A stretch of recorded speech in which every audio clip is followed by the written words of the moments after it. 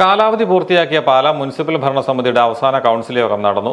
തെരഞ്ഞെടുപ്പ് പ്രചാരണത്തിനിടയിൽ സ്ഥാനാർത്ഥി വികസന രേഖ വിതരണം ചെയ്തു എന്ന തർക്കം പ്രതിപക്ഷാംഗങ്ങളും ഭരണപക്ഷവും തമ്മിലുണ്ടായി. പ്രതിപക്ഷത്തു നിന്നും 4 കൗൺസിൽ മാത്രമാണ് അവസാന കൗൺസിൽ യോഗത്തിൽ പങ്കെടുത്തത്. ഈ ഭരണകാലയളവിൽ ചെയർമാൻ സ്ഥാനം വീതം വെപ്പ് വികസന മുരടിപ്പ് ഉണ്ടാക്കിയെന്ന് പ്രതിപക്ഷം ആരോപിച്ചു.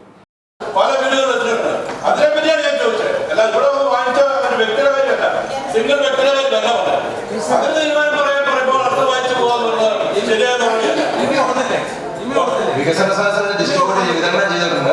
വിതരണം ചെയ്യുന്നവർ എവിടെയെങ്കിലും കൊടുത്തിട്ടുണ്ട് അതേക്കുറിച്ച് നമുക്കറിയില്ല. അതേക്കുറിച്ച് പഠിച്ചതിന് ശേഷം പറയാം.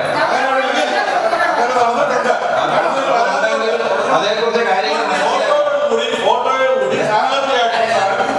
ഞങ്ങൾ ഇപ്പോഴാണ് മുനിസിപ്പാലിറ്റി ശ്രദ്ധയിൽപ്പെട്ടിരിക്കുന്നത്. അതേക്കുറിച്ച് പഠിച്ചിട്ട് വിവരങ്ങൾ പറയാം. എന്നാൽ മാറി മാറി വന്ന നഗരസഭാ അധ്യക്ഷ സ്ഥാനം വികസനത്തിന് യാതൊരു കോട്ടവും വരുത്തിയിട്ടില്ല എന്നും ഒറ്റക്കെട്ടായി നിന്നാണ് ഭരണപക്ഷം തീരുമാനങ്ങൾ എടുത്തിരുന്നതെന്നും ചെയർമാൻ തോമസ് പീറ്റർ പറഞ്ഞു. തുടർന്ന് നടന്ന സമ്മേളനത്തിൽ വൈസ് ചെയർപേഴ്സൺ ബിജി ജോജോ അധ്യക്ഷത വഹിച്ചു. ചെയർമാൻ തോമസ് പീറ്റർ യോഗം ഉദ്ഘാടനം ചെയ്തു. വളരെ സന്തോഷത്തോടെയും അല്ലെങ്കിൽ അങ്ങേയറ്റം അഭിമാനത്തോടെയും തൃപ്തിയോടും കൂടിയാണ് ഈ കാലാവധി ഞങ്ങൾ പൂർത്തിയാക്കി മുന്നോട്ടിറങ്ങുന്നത്. വൈസ് ചെയർപേഴ്സൺ പറഞ്ഞതുപോലെ ഞങ്ങളുടെ കാലാവധി 5 വർഷം ഏതാണ്ട് പൂർത്തിയായി. ഇനി ഒരു കൗൺസിലും ഉണ്ടാകാൻ സാധ്യതയില്ല. അടിയന്തരമായി എന്തെങ്കിലും ഉണ്ടെങ്കിൽ മാത്രമേ ഉള്ളൂ കൗൺസിൽ ഉണ്ടാവുകയുള്ളൂ.